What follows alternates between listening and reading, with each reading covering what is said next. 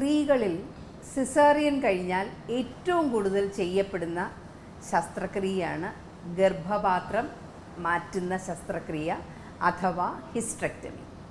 അപ്പോൾ ഈ ഗർഭപാത്രം നീക്കൽ ശസ്ത്രക്രിയയ്ക്ക് വേണ്ടി വരുന്ന സ്ത്രീകളിൽ പലർക്കും അല്ലെങ്കിൽ അവരുടെ കുടുംബക്കാർക്ക്, പ്രത്യേകിച്ചും ഭർത്താവിന് ഉള്ള ഒരു ഭയം അല്ലെങ്കിൽ ഒരു സംശയം എന്ന് പറയുന്നത്, ഈ യൂട്രസ് എടുത്ത് കഴിഞ്ഞാൽ പിന്നെ കുടുംബജീവിതം എന്ന് നമ്മൾ ഉദ്ദേശിക്കുന്നത് ലൈംഗിക ജീവിതം സാധ്യമാകുമോ പഴയ പോലെ എന്നുള്ളതാണ്.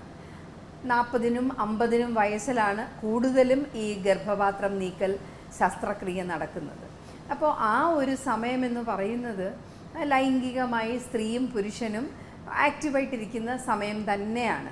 അപ്പോൾ ആ സമയത്ത് ഈ ഗർഭപാത്രം എടുത്ത് കളയുന്നത് കൊണ്ട് ലൈംഗിക ജീവിതത്തിനൊരു ബുദ്ധിമുട്ട് വരുമോ എന്നുള്ളൊരു സംശയവും ഭയവും എല്ലാവരിലും ഉണ്ട്.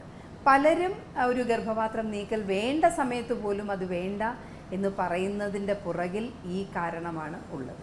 അപ്പോൾ അതൊന്ന് വിശകലനം ചെയ്യാനാണ് ഞാൻ ഉദ്ദേശിക്കുന്നത്.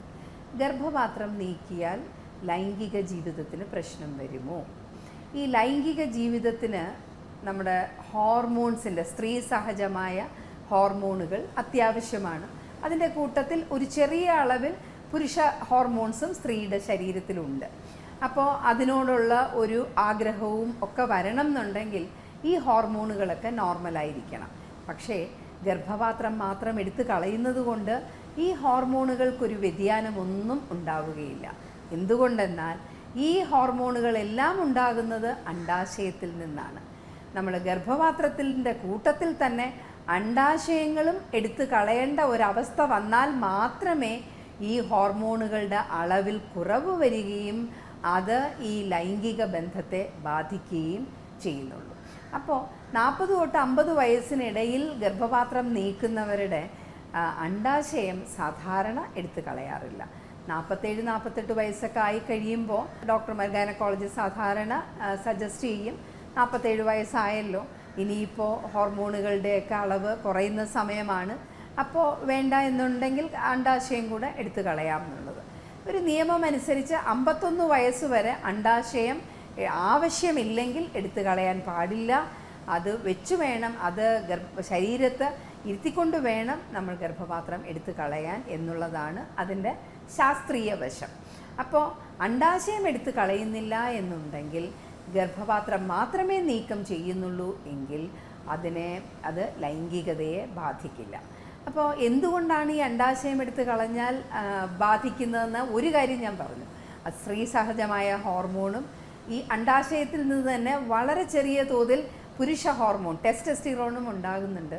അപ്പോൾ ഇത് രണ്ടും വേണം ഒരു സ്ത്രീക്ക് ലൈംഗിക ബന്ധത്തിൽ ഏർപ്പെടാനുള്ള ചിന്ത വരാനും ആഗ്രഹം വരാനും ത്വര വരാനും ഒക്കെ.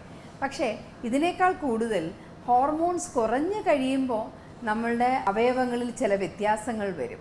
ഒരു സ്ത്രീയെ വളരെ സ്ത്രീ സഹജമായ സ്വഭാവങ്ങളോടുകൂടി നിലനിർത്തുന്നത് ഈസ്ട്രജൻ എന്ന് പറയുന്ന ഹോർമോണാണ്. ആ ഈസ്ട്രജനാണ് അണ്ഡാശയം എടുത്ത് കളയുമ്പോൾ നമുക്ക് കുറവ് വരുന്നത്. പാടെ നിൽക്കില്ല, പക്ഷേ നല്ല ഗണ്യമായ കുറവ് ഈസ്ട്രജൻ്റെ തോതിൽ വരും. അപ്പോൾ ഈസ്ട്രജൻ്റെ തോതിൽ കുറവ് വരുമ്പോൾ സ്ത്രീയുടെ ശരീരത്തിലും അത് കാണപ്പെടും. കാര്യം യോനിഭാഗങ്ങളിലുള്ള ആ തൊലി കട്ടി കുറഞ്ഞു വരും, അണുബാധ കൂടുതൽ വരും. മാത്രവുമല്ല, കട്ടിയുള്ള തൊലി നേർമയുള്ള തൊലിയായി മാറുമ്പോൾ ലൈംഗിക ബന്ധം വേദനാജനകമായി മാറും. അതുകൊണ്ട് തന്നെ ഒന്നാമത് അതിനോടൊരു ആഗ്രഹം കുറയുന്നു.